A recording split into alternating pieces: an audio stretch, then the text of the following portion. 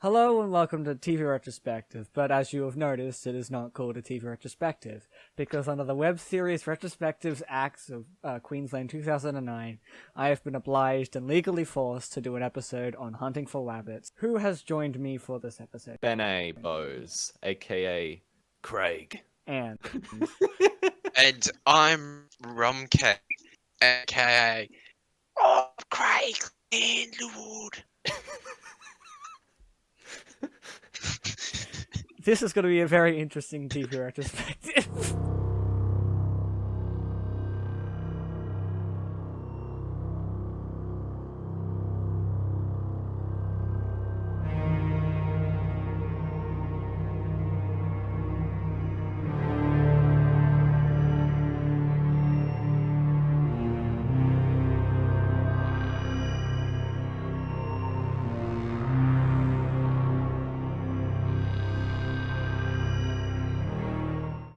So as a starter, the music was really good.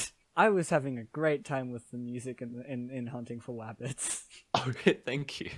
I mean, it's kind of a lot of it's a mix of mine and just royalty-free music. The intro music, which starts from the third one onwards, I made. I made a couple of short tunes that you hear in. Actually, in the last three, I make a good portion of the music. The first two, I don't think I did anything in the first two, music-wise. No, that's fair. But like when the third one came up and you hear that music, I'm like, oh, this is good. And by the fifth one, I'm like, oh, I'm hyped. This is good as I love this so much.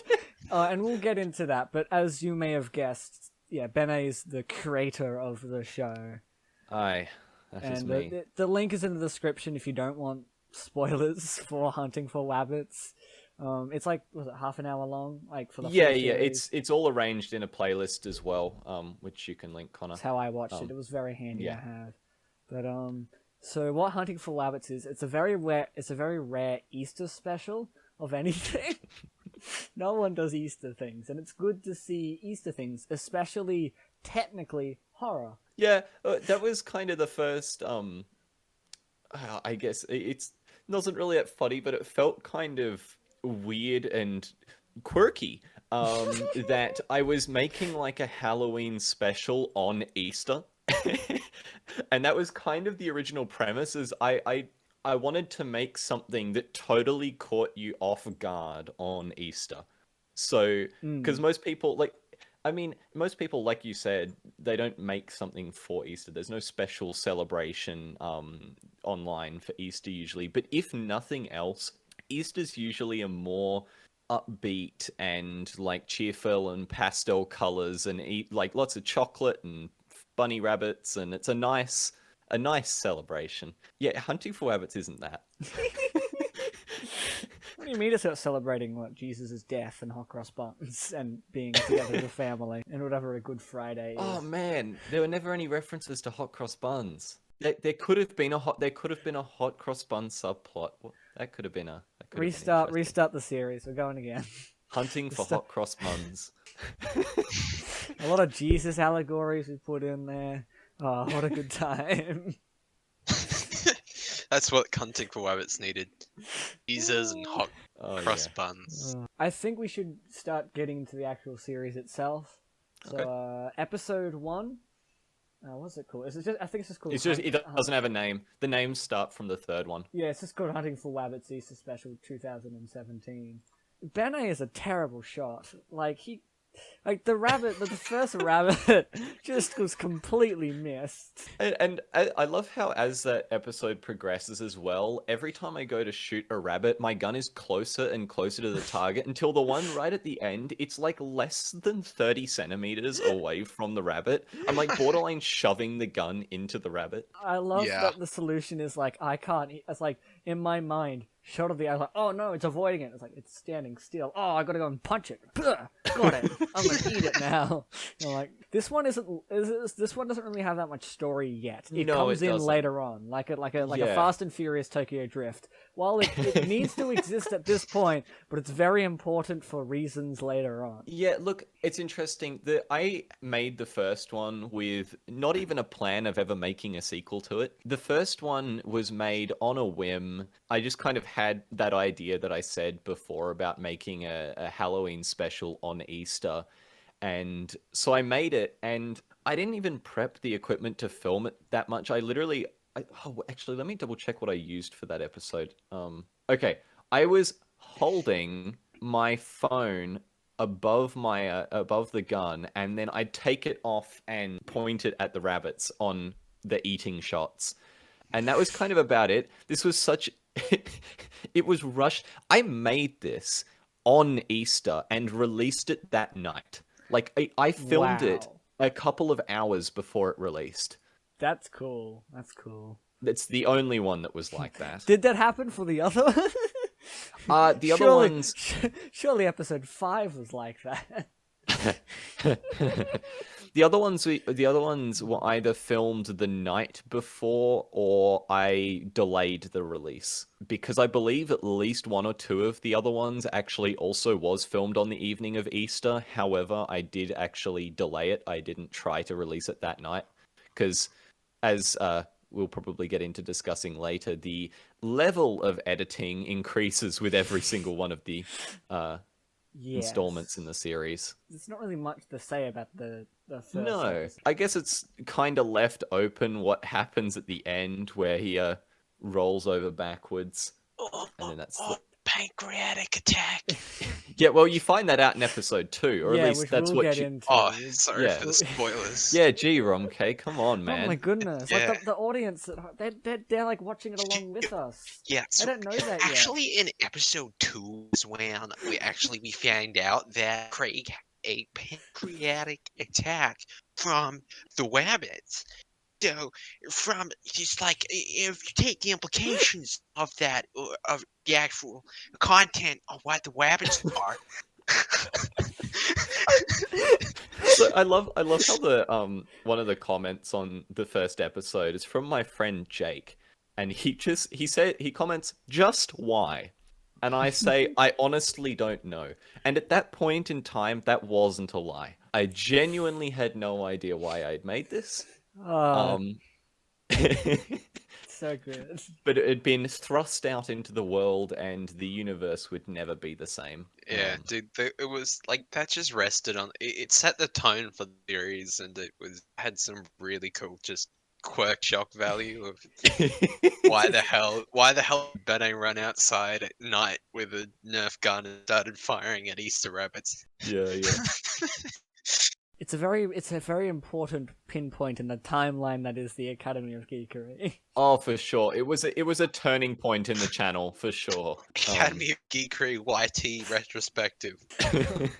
No, you can go to a different channel for that one. We just look at web shows and TV and talk about Weird Al. I was actually going to do a bit of a channel retrospective, but I scrapped the script. It wasn't very good.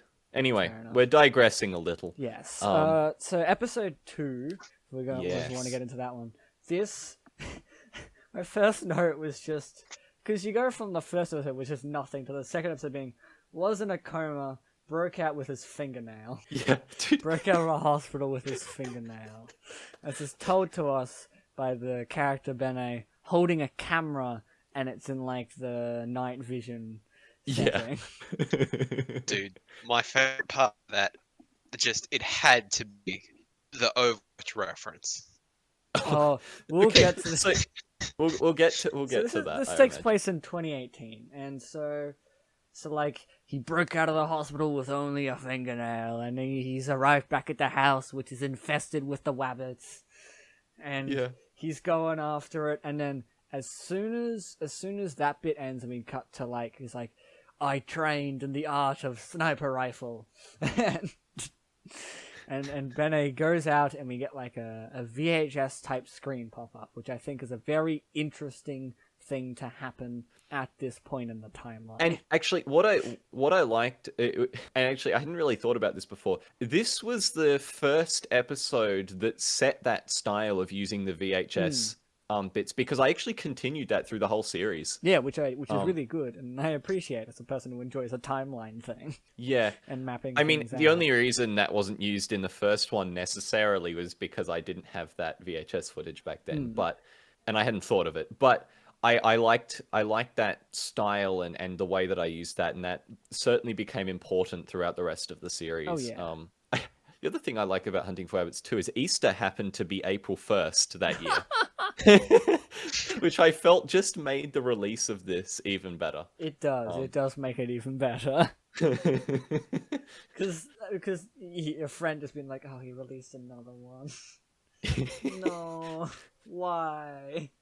Oh, it's April 1st. Sure, he's not gonna do a third one. Okay, all right. It's April 1st. It's fine. Dude, I don't mean to brag, but I think I should get, like, I don't know, an Academy Award for my performance in the monologue at the beginning. I'm proud of that delivery. An Academy Award from the Academy of Geekery. Yeah, Academy of Geekery Award Yeah, you should do an award show.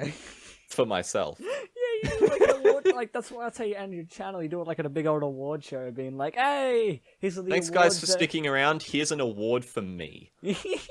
Yeah, in this video I thought I did this really well, and then here I just thought that this was great. Award for Yeah. best editing. Award for best. Oh yeah, and each of them are to my own videos. Yeah, Yeah, I reckon that's a good idea. It's either that, but it's like award for like a best person in a video goes to Bennae. Whoa! Come and collect up your trophy. Oh, thank you so much. I couldn't have done this without my parents and me and a lot more me. My On that one drive. time, Rumkay was in a video, and Oi, oi. anyway, Connor, what do you have to say about the second episode? Well, I was gonna get the next part I just had was the Overwatch thing. which I Okay, was gonna bring Yes. so this Overwatch. actually, what Overwatch. do you have anything to elaborate on with that first, or do you want me to start talking about that? I just wrote down has the power of soldier from Overwatch because I'm trying Okay. to canonically think of how this would work. Okay, so I don't really know what the thought process was at the time, but there was, and I don't know if you made this connection because it was abstract and not that great, but after I did that, my initial thought was, damn, that's like not funny and kind of the worst bit of the episode. But then it hit me. But this particularly occurred to me during the production of the third one, was I gave Craig or Bennae these special abilities. And the point is that he has these sometimes from other games, sometimes just made up and ridiculous things that are like almost these imaginary powers that he has that don't really work, but in his twisted mind he kind of that's what happens. And that was kind of the first one, that him using the Overwatch soldier ability was the first of those special abilities that you see, and he talks about them in a lot more detail in the third, and I even think in the fourth and fifth ones he brings them up a few times. I do think, looking in retrospect, I probably should have picked something else other than the Overwatch thing, but I still think it kind of establishes it regardless, that kind of concept. It does establish it, but it does definitely establish that there is something there, like powers wise, but also is like, oh, Yeah, it was like the Overwatch bit 2018, kind am of I right? yeah, it catches you off guard a little. Not my finest moment. Dude, the in first time editing. I watched it, I thought it was super freaking cringe. But then every time I watched it, it grew on me more and more. And now it's like one of my highlights of the series is Bennae pretending to be Overwatch. But see, I think that's a great takeaway from the Hunting for Wabbits series, is it's in the large majority of the series, it's so cringe that that's actually what makes the series. It's kind of almost meta. It goes beyond. It's like, wow, that's so not funny and weird and awkward that I'm really engaged. Yeah, yeah. The only other real note I have on this episode, I'm like, oh, because we get introduced to another character at the very end, as well as we get introduced to magic so not only does Bennae have magic powers, but the Wrabbits have some as well. Yes. And in particular, Dude, the Wabbits have afterlife, bro. in particular, Red Tulip has powers and becomes an enemy of Bennae through the course of the series. Yes. Or just to avoid brand issues, It was Red Tea Julep. Teal. Uh, Yes. Yeah, it's a middle name. It's an initialized middle name. The T. Yes. So I'm gonna. Dude, I took my comment underneath the video, and yeah, that brings me back, dude. Red Tea Tulip was really the defender of the Wabbit people against the genocidal Bennae. So I'm just gonna call them Red. I'm like good Okay. enough. It's easy. Well, it's that's simple. enough because that differentiates them from a character you meet in episode 4, Zed. Yes. I didn't. Yes. Okay. Tea So Tulip. that's pretty much episode 2. I don't really have too much to say on that one, really. Okay. But so episode 3 is when things get interesting. Yeah, and this coincides with the beginning of Matt being involved in the project. So It all went down from here. So Matt's input on this episode wasn't very much. He filmed the part before, most of the part before the title sequence.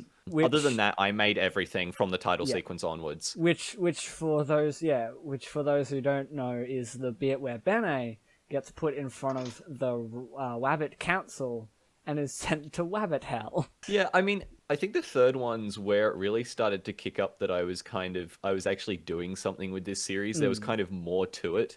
And the intro is really the first time, I mean, other than the little monologue at the beginning of the second one, where it's not just my perspective. You can see I'm in a place and you can see me in a surrounding, and I keep saying me, but Craig or Bennae, you see walking around and doing all this Bennae stuff. as opposed to Bennae.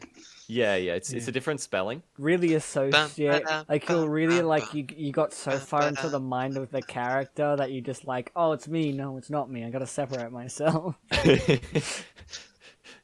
You have like identity crises going like you find yourself late at night on Easter eating rabbits. What have I done? Paraphrasing the blooper reel for the 5th one, Rumkay compliments how good I am at acting insane, and I tell him it's not acting. So yeah, the intro sequence also brings back that VHS footage, and then from then on, the rest of the video has all got like a haze of VHS in it, which is, again, is really interesting, like story-wise. Been like, okay, so the VHS came in the last episode, but it's something here with it, and I have a theory about like certain things, but okay, I'm excited to hear. But You have like, a go at that. I think I'll save it. Oh, okay, I'll depend. No, you can save it for the end. You can say I'm not. Yeah, I'll save it for the very end of the when we get to that point. I have for like it's not a great theory. It's like the most generic theory, but it's still a theory. You know what's a real shame? I actually until it was about halfway between the 4th one and the 5th one coming out. There was I made a wikia for the Hunting for Wabbits series that had a bunch of information about the episodes on it. I don't know why I did it. I made it years ago and then just kept maintaining it for each new episode. It got removed by Wikia. What? The whole thing's gone. No. I know. This would have been a helpful resource for you, but I would have put that in the description. That's so good. Literally gone. Damn. It used to be and it was a fantastic URL as well. It was wabbits.wikia.com. But yeah, it's lost to the sands of time That's now, which is a unfortunate. shame because I had no backups of what I wrote on there. That would and that would have been like really good like information. Like, oh, okay, here's what explains this. Yeah, it was mostly just synopsises of each episode, but it also had a couple of like points of trivia and pointing out particular things from each of the episodes. Yeah, but so the VHS stuff came in as soon as Bennae went to hell, and then we also learnt the fun fact of this one, which is chocolate Easter eggs hatch into chocolate rabbits. Yes, I'm like, oh, that's cool because that takes like what the Easter eggs are and turns it into this. That's really cool. I like that. And you're like, oh, okay, cool. That's interesting. And then immediately after that, we see the hypnotizing rope of doom. What does it hang from, Connor? I have it written down. The treehouse of your treehouse of your- untimely demise. Yes. Oh my Something that God. I unironically forgot when I was filming in the fifth one, and you'll see in the blooper reel, there's me just standing there trying to remember what it was called. Because actually, that's an interesting point of note about this entire series. Every single episode of the series, it has never been scripted, ever. That's And cool. and it was actually, it became harder as the series progressed Makes to not sense. make it scripted. Because I had to try and formalize a direction for each of the scenes and the episodes and whatever, and trying to keep all the information I needed within it, as well as like actually make sure it progresses nicely, became harder and harder when they got longer and more complicated. But I feel like the series wouldn't be the same if I was working off a script. The ad-libbing is what creates the really, really strange I dialogue I that's wi- throughout the I series. will bring up episode 5 when we get to episode 5. Yeah. But yeah, and I just don't like it'd genuinely be a very different series if it was scripted. Like, Yeah. and because it's not, it does give it that like charm to it. And Yeah. yeah, From the third onwards, I was like storyboarding it. Like I knew where it had to go, what scenes I had to make, but I still didn't write words. It was like I have to do this and I have to talk about whatever's here, but I'm not going to plan how I do that. But what that meant is I've never released them, but the first 4 episodes do have an increasing number of behind like bloopers and outtakes that, because there are a lot of times, even when I fully filmed a scene, I was like, wow, I really am not happy with the delivery of that scene. I'm going to try and completely reword what I just said. and like again, like the 5th one, I don't think I didn't. Like I was meant to watch it, but I think I saw a little bit of it, and like the blooper stuff is always fun to have a look at. And you're like, oh, this is nonsense, but it's good. It's fun. Yeah, yeah. I mean, I to be honest, I included pretty much only the funny bloopers in the blooper reel that I posted. There is a lot more outtakes than what I uploaded in that clip. They just weren't worth watching. No, that's fair enough. Yeah. So the only other so the big reveal at the end is that Bennae goes and finds Red again, and like near the hypnotizing rope of doom, finds Red and shoots and kills Red. And you're like, oh, Yes. well that's good.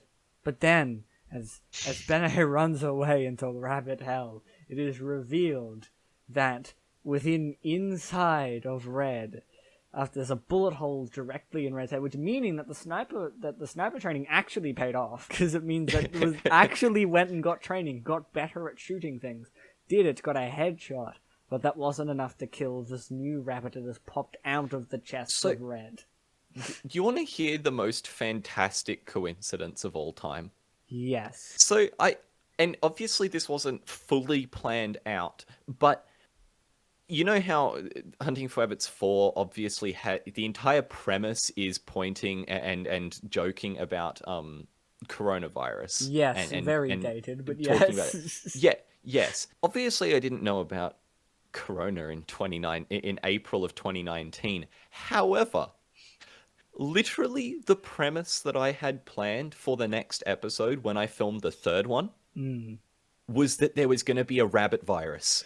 Oh my god. Genuinely, I planned that in advance, and then Corona happened, and I was like, "Oh my god, I think I predicted the future."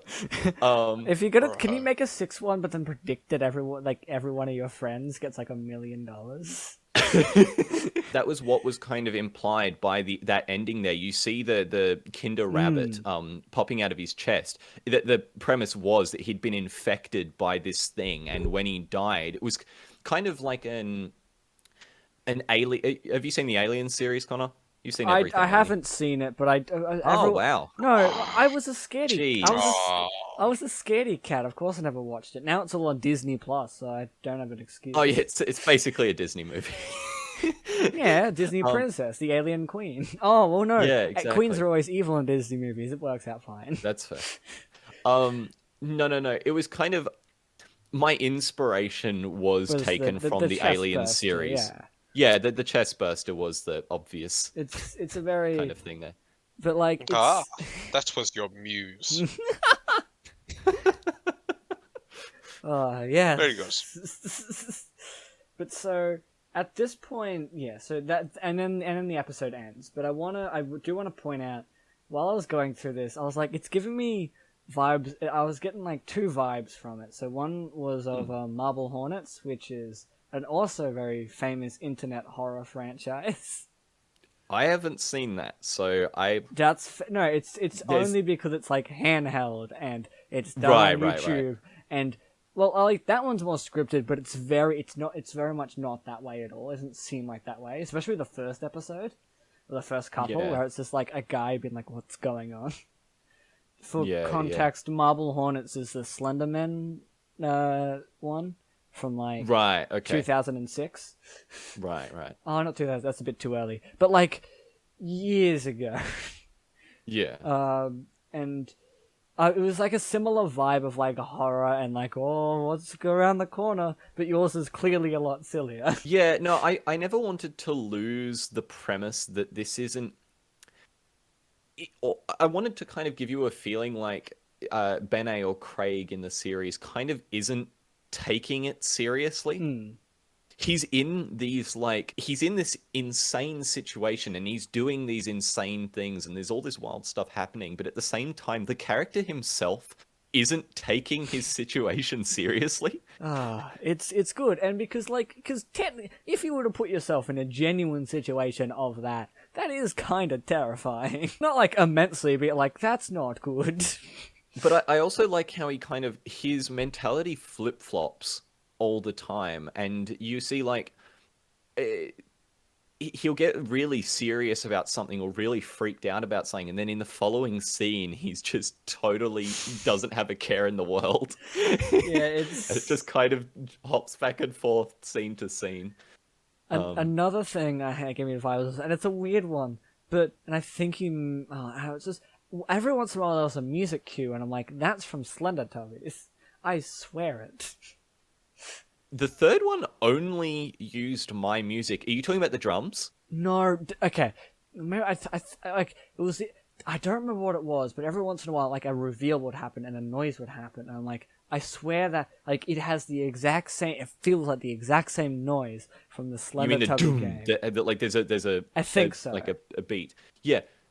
So I mean, I can't really claim to have made that drum noise, but you hear the full version of it in the scene with the remote control car. There's that drumming that comes in where it's like dum dum dum dum dum dum, kind of like this really dramatic slow drums that comes in. I recorded that, but it obviously that was using an electronic drum. Yeah, no, I sound, just because if you don't know, Slender Tubbies is the Teletubbies version of Slender. So there's a lot of like you're running around the dark, you got a torch, you're collecting things, there's like creatures about. So it is also again like, and it's a lot sillier, so it does fit that vibe as well. Except yeah.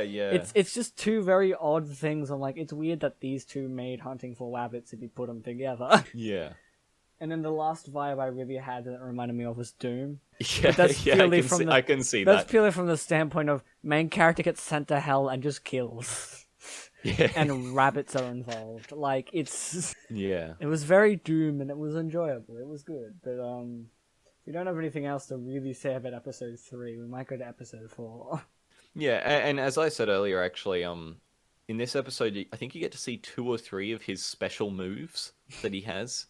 Like he has his around the back maneuver and his epic leap and things like that, which he makes sure to like make a big deal of before he does them every time. He's like, "Don't worry, guys, I have this special ability that I can use." And the best bit about the around the back maneuver is he always goes around the front when he says it. So episode 4, it's a bit different. It is a bit different. For number 1, it's widescreen. I swear I had a better reasoning for that, but I think when I was making it, I really, really wanted to originally, not obviously how this turned out, but originally my plan was I was actually going to do it in 4:3, like VHS dimensions. Mm. The problem You did that was... very wrong. No, and I'll get onto that. The problem was, I couldn't fit, because obviously I hadn't filmed it really with that in mind originally. That was kind of when I was doing the editing in post, I wanted to do it like that. But not only was I pressed for time, so trying to crop and shift each individual clip individually, but a lot of the shots needed to be wider for you to get everything in. And see, obviously it wasn't in the end, but originally the fourth episode was meant to be the end, not this fourth episode. This fourth episode was made to fill a hole after I couldn't film the original plan for the fourth episode. For very clear reasons, as the fourth one did come out last year. Yeah. Well, actually, there's actually an additional thing. Basically, the obvious premise is because of Corona, trying to organize people to get around and do this one was really hard. This was meant to be, since it was the finale, I was going to have multiple people filming and doing cinematography. I was going to have multiple editors. I was talking to people about like actually commissioning a full score for the episode. I was doing all kinds of stuff, trying to get it planned. I was talking to people about art. I was talking to people about all kinds of things. It was going to be really, really big. And then that just didn't happen. The second thing, which just it kind of exaggerated the problem and it made sure that it wouldn't happen, was I ended up having multiple emergency surgeries last year. I've talked about this on Twitter, I think. The surgery was the day before filming. Jesus Christ. So I filmed this episode with a giant hole in me. Oh, Christ.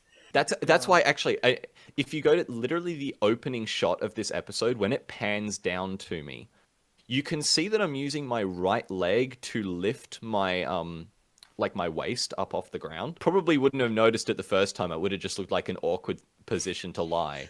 And because but that was this very weird intentional. Character, you're like, okay, you've set it up so it's not out of place.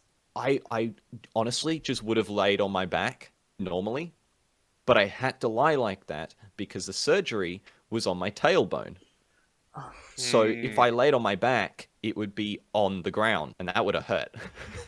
I had to, in all the lying down bits here, and all the sitting bits, I had to make sure that I was in a position that I wasn't in pain, which is a bit of a shame. But look, we got it out anyway. We still got an episode out. Most of it was a recap, which I wasn't expecting, and was just like, oh, this is going to make a part of this video so much easier. Yeah. Once again, that was because I was pressed for time after not being able to get people on board because of COVID and other reasons, and the surgeries. And I filmed this. This was, I think, the second time I filmed on the night of Easter. Wow. And so, obviously, I didn't release it on Easter. I think I released it 2 days late. I didn't have time to... I literally didn't have a completed screenplay for that. Like, sorry, not screenplay. Like, I didn't have it planned out. Like, I didn't know the scenes. I didn't know what I was going to do for this one. I had the idea, the loose idea from the third one of the rabbit virus, which just worked fantastically. Sure does. So I rushed together the night scene, and that was filmed first, by the way. The bit in the latter half of the episode was filmed first, and I was like, wow, this is really short. Oh, I know. It's been 4 years. I should do a recap, but in character. And so I chucked that in there and ended up doubling the length of the episode. Like, it's good, and it's like good to have that, but I'm like, okay, this is in character, meaning this is who is he talking to? This raises more questions. Oh yeah.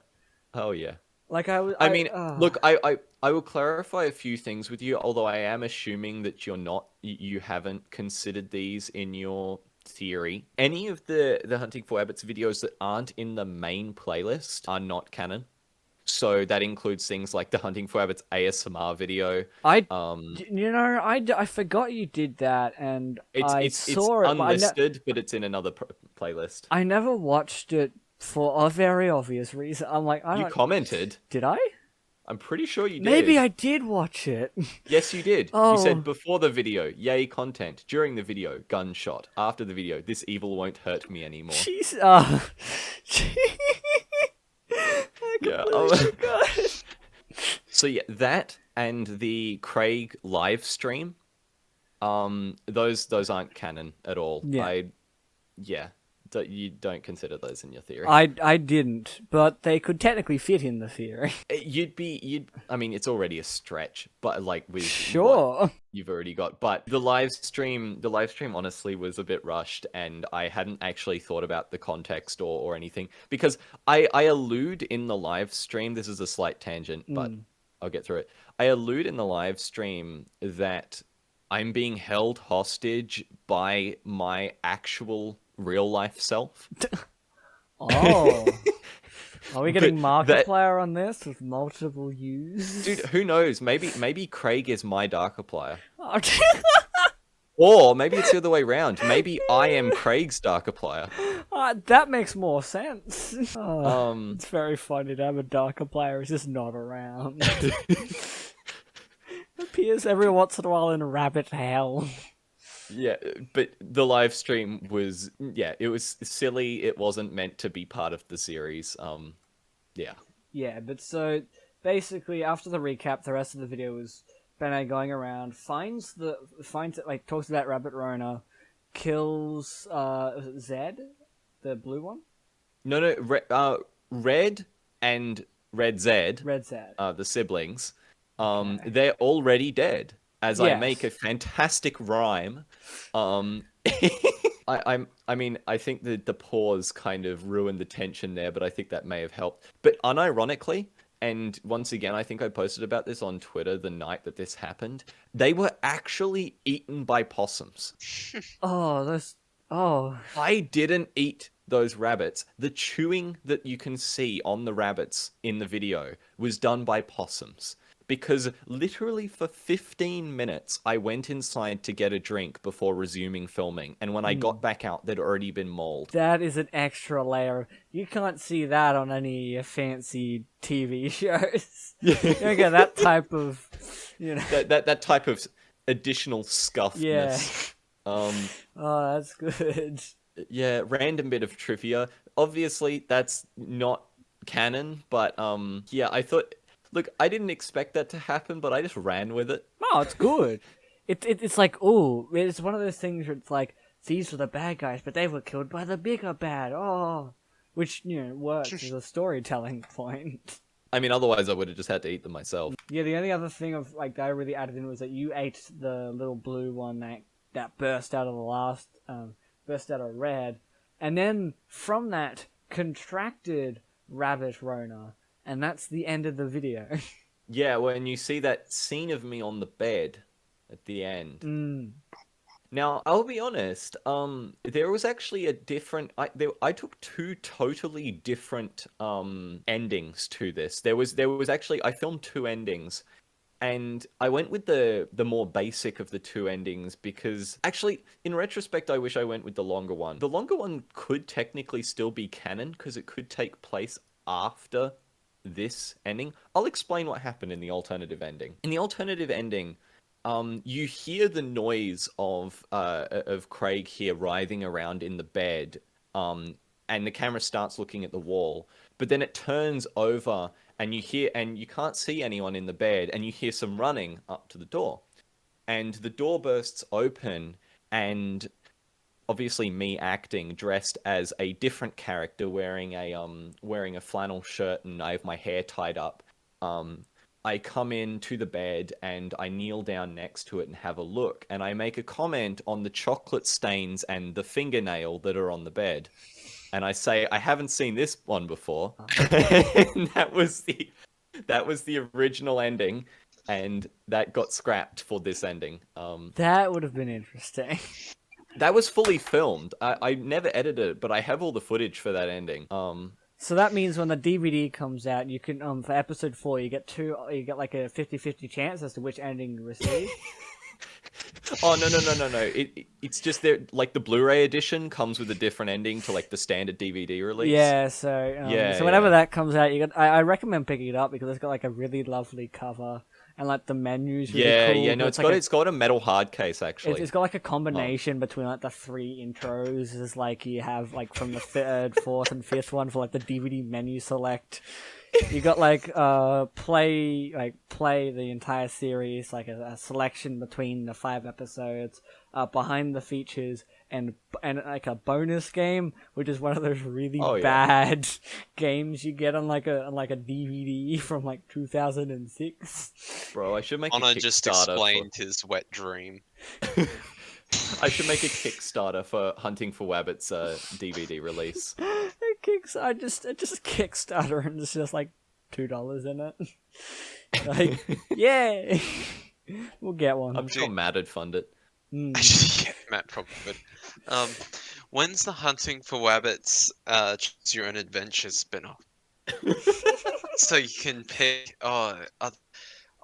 In front of you is. Oh no, it's Red Tea Europe.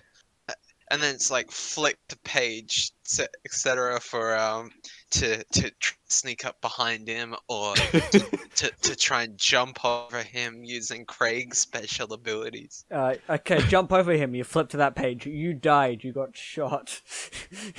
You got shot in the head. Don't you know mid-jump. that? Don't you know that the sneak around the back maneuver's the only viable one to use in this scenario? You can't jump SMH. over. If you don't know that, then you lose the you get Craig to die. You need to have read up on the lore in order to win effectively. Like if you jump over it, have you not seen Star Wars? It's not going to work out. You have to sneak around the back. Connor, it just Bennae, I have the high ground. Don't underestimate my power. so Don't do it. Connor, I'm going to send you a link to something after this. Okay. And I want you to put it in the comments, not the comments, the description of this video. And I encourage anybody who watches this, as well as you, Connor, to go down the rabbit hole. The Wabbit hole, yes, the Wabbit hole. Of this particular link I'm going to send. Because I don't think you've seen this. And it might allow you to ponder a further opinion. But I wanna leave it vague out of this video. This is for the audience, those playing back home. Those who have the merch, the movie, the box set collection. Unironically, there are Hunting for Wabbits movie posters for I think at least 3 or 4 of them. That's pretty good. That's pretty good. I designed posters. You put them on shirts, sell them on like t-shirts. Put them on shirts. Hell yeah. Yeah, you get it on a mug. Whoa. They're on Redbubble, the posters. Oh, actually? Yeah, unironically. There's so many links in this episode. I'm sorry. Oh yeah. There's too many. So episode 5. This is when we get introduced to a particular new fan favorite character called Crack Dealer Rumkay. Not to be confused with regular Rumkay. Not to be confused with regular Rumkay. Yeah, but it's a very fine line. Speaking of that little bit of importance, the start of this video started with one of the most interesting things I've seen out of the series, which it has a little cinematic thing for the El Table cinematic universe. Now, for the uninitiated, would either uninitiated or Bennae, would one of you like to explain what an El I'd Table be happy to. is? Yeah, go ahead, Rumkay. Take it go. away. The Tablayans are a tight-knit Cult. secret society. Yeah, it's just a potato. Secret society cult which formed during high school, and of course, each member of El Table had a very unique and specific set of skills.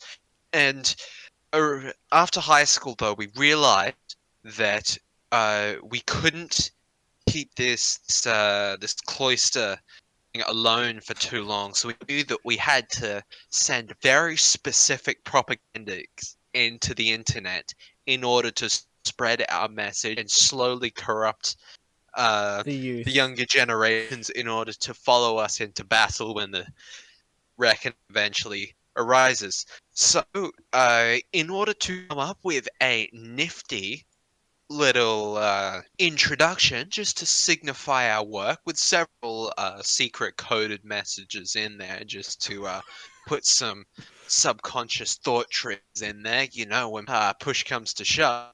And so we created the El Table cinematic universe in order to spread our message. Did I get that about right, Bennae? Either that, or we're just a bunch of people who knew each other in high school, and Matt wanted to make a knockoff Marvel intro. What? But The concise summary. yes, What? but I want to point out the fact that it's not just like, so it's not just hunting. What is canon within this? Just to Within the El Table cinematic Yeah. universe? yes. According to Matt, literally everything any of us have ever made.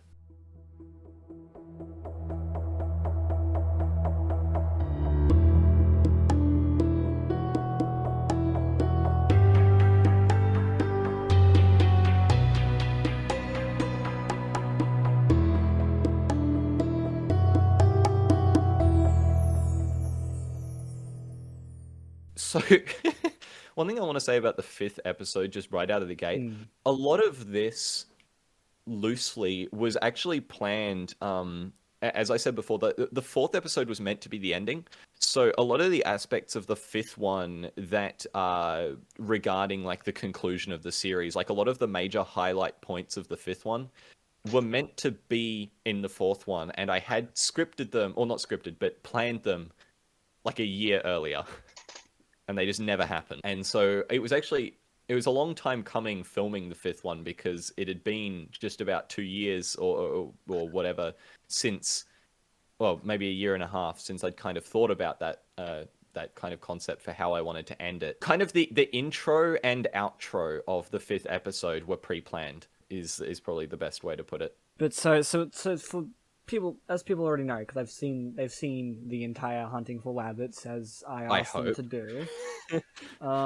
It starts out with Rumkay, but this is not regular Rumkay, of course, because it's Crackdiller Rumkay kicking Bennae out, calling him Craig, which is why we keep calling him Craig the whole time.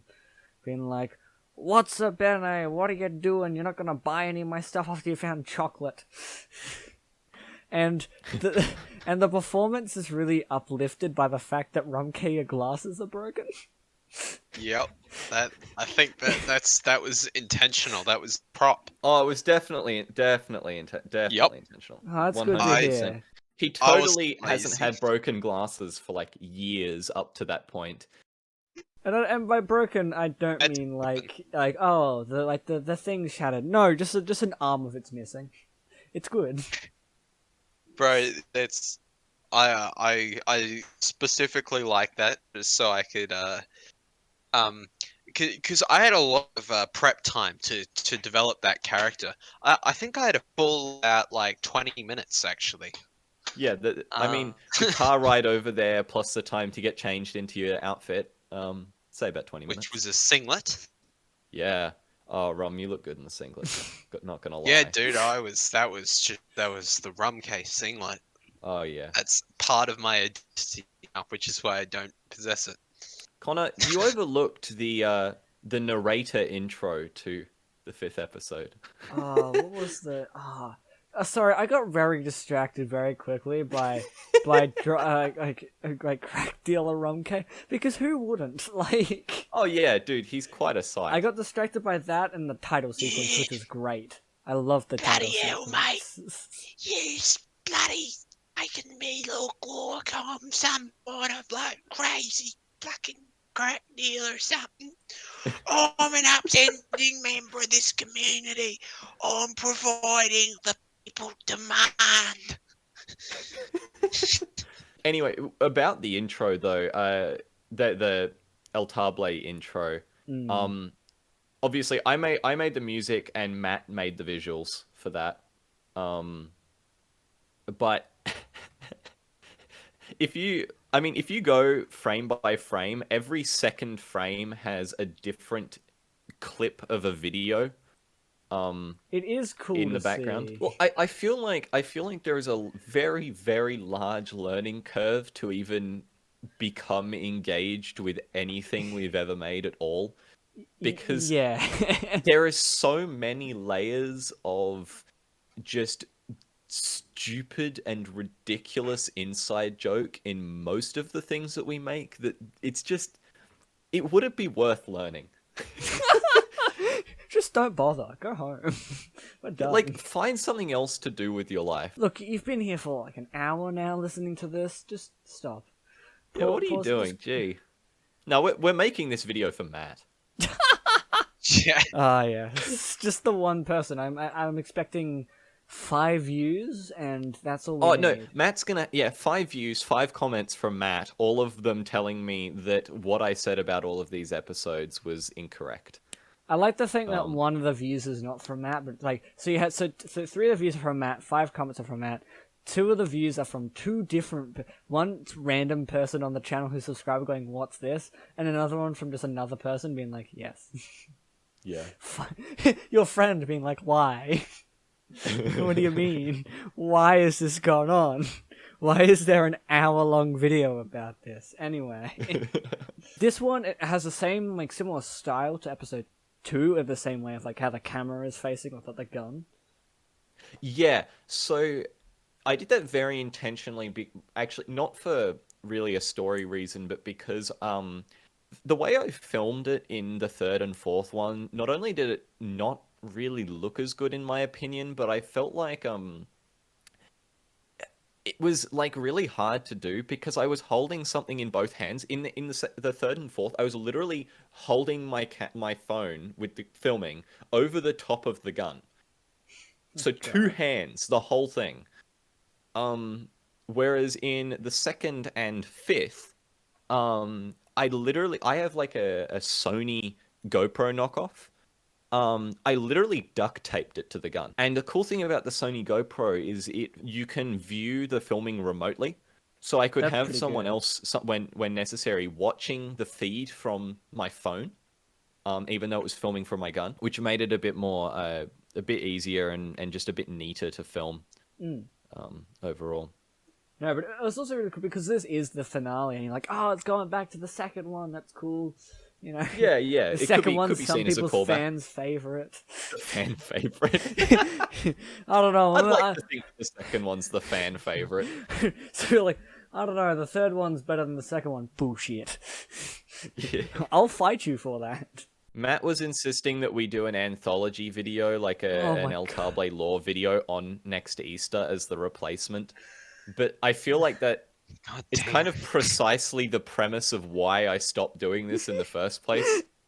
Because it could just... Like, I can imagine a spin-off with, again, like what we were saying before, hot cross buns.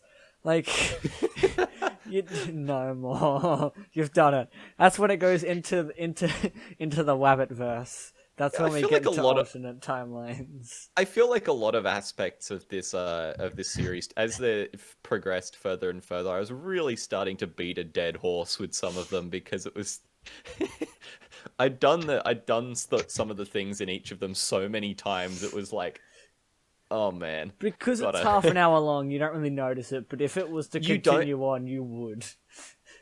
I guess from the perspective of watching them back to back, it doesn't seem like that. But as the creator and having this series span 5 years, it feels like I was doing those things for 5 years, not for half an hour. Yeah. And that's why it feels old to me. Like a lot of the recurring jokes and mannerisms from the series, they feel really old because in real life they are really old.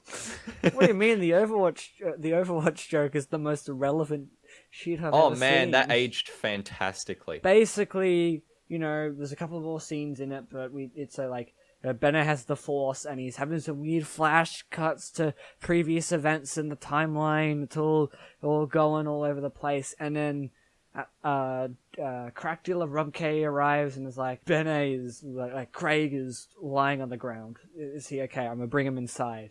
Is he alright? Yeah, like some like doctor comes in, and that's when it all gets like, we don't know what's going on, audience. And the doctor's also me. Yes.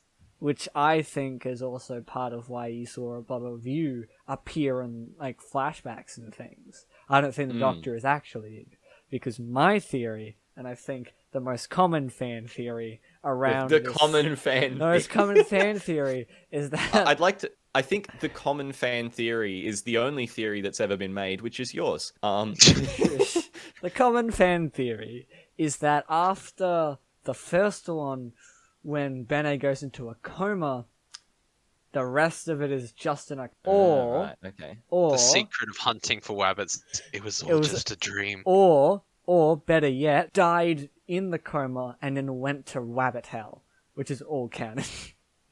And then, because at the death was at the council, and the council were like, you did crimes in your life, you're going to hell. And so, but even though it's technically the Wabbit's hell, because you're killing the rabbits, which means it more like Doom. It's not the hell of your character. You get to, the only reason you can kind of make this connection is because I specifically show a shot of it in the daytime and then in the nighttime.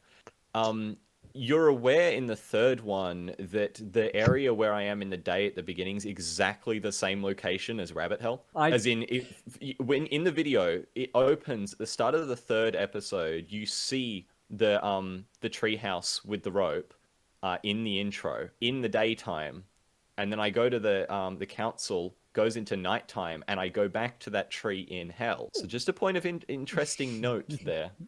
An interesting fun fact. But yes, cool. So this was a fun like watch through. It was the first, when I watched the first one, I was like, okay, where's this going? Because I watched all of them, but it had been a very long time. Yeah. And I was like, I don't remember. Like when I watched it, I was like, I don't remember this at all. Yeah. And when I went, it was good to go back, and I did genuinely enjoy seeing where the series went on. Yeah. But what's your thoughts on the talk with the remaining Rabbit Council in the fifth one? The bit near the about 3/4 of the way through. I think I heard it, but it didn't like register as words in my head. I was like, that is noise.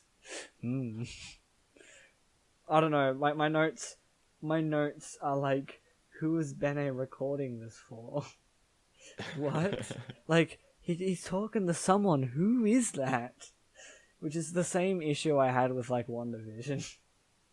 Yeah. This is a very funny connection, but yes.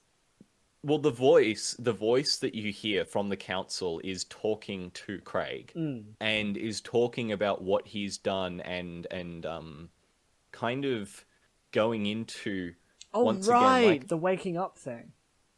Yeah. And it closes with, and it's time to go to sleep one last time. Which again just feels so much like Doom.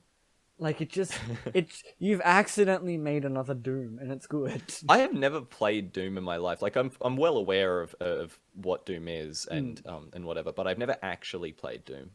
Yeah, it's like that's fair, but like it's very. I'm just a big fan of the franchise of like. Oh its yeah, ideas. for sure. But like it's very much like the way it's like, and now you're going to sleep because you're with a warrior killing all the bad like wabbits. From what I could tell, you're in hell, but it's not your hell, because your hell would be something like Bennae's hell would be something a lot worse than this. It's Wabbit hell, and it's explicitly said to be Wabbit hell. Well, and that's something also in that scene there that the council lectures him about, is they talk about it as their domain and how he is doing awful things to them in their own place. And like lecturing him on not considering the consequences of his actions. I mean, kind of going on to that, going back to sleep thing, is in that discussion, you see the ending of every single episode. Yeah, which is really cool. And the premise kind of being is every single episode, Craig dies / falls asleep. Every single one of them, without fail. So he's a little bit of a Kenny from South Park dying in every episode, but it was meant to be a little deeper than he's just the oh my god, he's character. Dead, you bastard. Yeah. No, but like, and like it is it's like, cause the last one genuinely is good because it does tie everything together. Yeah. And it's like it's a really cool thing to watch because you're like, this is all nonsense, but it's good nonsense. It ties all the Yeah. other nonsense together in like a kind of actual story, which is really cool. Which is why I'm actually able to write out a concise list of things that happened, like a little, like a here's the events that took place. Yeah. Although I've only written up to a bit, I haven't written out the full thing, but I'll wing it. It's fine. Yeah, I'll right. try to remember. But so here is Have you got- I have a gonna- I have it written down. I've got here's my summary of what my thoughts are of what happened of like The the common series. fan theory. This isn't a common fan theory. I did my theory. This is because you asked me before when you pitched to do this a episode. synopsis. This is the Yeah. synopsis of what Right. it's what my synopsis of the series is. I see. On an Easter night of 2017, Bennae went out and hunted down an infestation of chocolate wabbits he had in his backyard, to which off-camera he got a pancreatic attack from the chocolate and went into a coma. On Easter of 2018, Bennae woke up using only his fingernail and broke out of the hospital and went to take revenge on the wabbits who have still continued to infest his house, or whatever it is, because I don't assume Bennae has a house, based on the opening scene of the fifth one. Bennae has then taught himself the ways of the sniper and went out hunting, but after confronting Red Tulip, he was sent to the council, to which the council decided after his crimes against wabbits, he was sent to hell. In hell, he meets up with Red Tulip again, the hypnotizing rope of doom, which is attached to the treehouse of your untimely demise. While distracted, he's able to get away just enough to shoot Red, but then also, as we said before, dies/falls asleep. And while that is happening, a new creature is born out of Red. Cut to a year later, in which, in Rabbit Hell, because I think it's still counted just like the entire year of being in Rabbit Hell. Okay. Or is it just on Easter? I will clarify that. The Easter thing is kind of just for the release date. There isn't necessarily a year between every episode, canonically. That's just when they're released. No, but so after a while, this virus, this rapid Rona has appeared. And in, of course, the year of our Lord 2020. And while defeating this new menace, Bennae catches it and collapses again. As per the system of what has happened in every other episode. Then, in the start of the new one, in the start of episode 5, we're getting a lot of flashbacks to as Bennae, or Craig, as we now learn from the flashback from the past. But like the flashbacks take place before the first episode, and you can tell when the first episode takes place, like timeline wise, and it's really cool. Like, oh, so he leaves the place, goes to the first episode, goes to hospital, goes and does this. Yeah, so interesting point of trivia. We got a very unique filming opportunity for this series where, see, I moved house in 2018. And so the first 2 episodes were filmed at my old house, and then everything since then was filmed at my current house. But we got a very unique opportunity in the 5th episode to go back to my old house to film. Oh, really? So the intro, the first bit where I'm getting kicked out, and the bit at the end where I'm getting dragged inside, that's actually at the original set of the first 2 episodes. Oh, that's really cool. Yeah. And that So oh, wow. that was very intentional as well. That's like the house that is infested with these wabbits. That's the house where the lawn is and the driveway is that I battle them on in the first 2 episodes. That's cool. That's really cool. It was so cool when I realized that we'd have that opportunity to do that. I was like, wow, okay, definitely doing this. Because I feel like low key, not only is that does that really work story wise and timeline wise, but that's just really cool homage to the earlier episodes anyway. It's like episode 5 is just, it ties so much together and it feels like a celebration of the series. Yeah, well that was the hope, honestly. I laugh because I do laugh because I'm like, this is it's like I'm making like these comments going, yeah, it's a real homage to the series and like its entire contribution to like everything it's done over the past 5 years, and like everyone being invested. It was a real celebration. It was for the fans, you know. Like, For Matt. for Matt. For Matt and everyone who has now seen this because of this video. But Yeah. like this has been genuinely fun to do. Yeah, Like- for sure.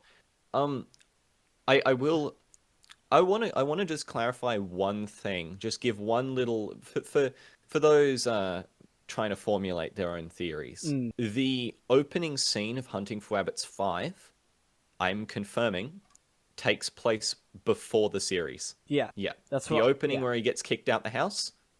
I'm saying definitively that is timeline-wise the very first thing that happens in the entire series. That's what I assumed. That's what I was Yeah. figuring. But it's good to get that clarification out there, so for anyone who's theorizing and is like, oh, what if it takes place over here? No. Because I'm not going to elaborate more than that. I'll leave it up to my people, but- headcanon, and I'll put in my 2 cents, my headcanon of it is more like, so he gets kicked out of the place, at night he goes back and shoots the rabbits, and then he he passes out in the lawn, goes to hospital, comes back, goes to do more, and then disappears, and by going to the council, then going to Wabbit Hell, and that's why it's in a completely different location to the first 2 episodes. Is that the Wabbit Council is a different place, and Wabbit Hell is like a version of the Wabbit Council area, but just in like a night horrific perspective, which I think is where I also got the Slender Tubbies tie-in as well. Where Yeah. I'm like, yeah, it's like that. It's like a nice place, but in nighttime it's horrendous, and there's monsters and creatures all around. Yeah. Yeah. Yeah, well, it was a fun series to make overall. Whilst there were lots of road bumps along the way, it was a ton of fun to make. And yeah, it's crazy that something that came from literally an impulse decision spread out and became this. Yeah. And it's good. This is the first web show retrospective ever on the channel. I do plan to do more about, like, I guess, more like bigger series, but like this, I feel like this is a really good one to start with, because it's very, genuinely, because it is like, it's a small series. You can watch it within half an hour, and it is genuinely enjoyable. Thanks. I might be a stretch, but Okay, okay.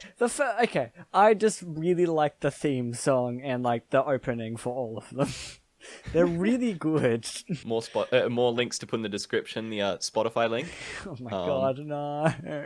Is it actually on Spotify though? It is on Spotify. Wrabbits EP is on Spotify. No, that's right. You did release it. I remember that now.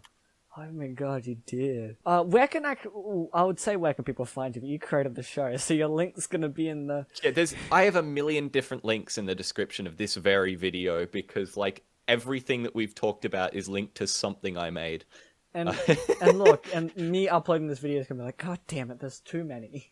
I have to write down the sticky note all the different types of links we've got that I've got to add in. Yeah, I'll send you a DM with a bunch of links and things that you need to shove down there.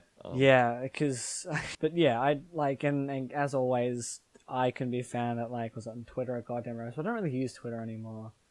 I don't know, where can you find me? My Letterboxd, where I review movies. I hope. Yeah, thanks for doing this. No problem.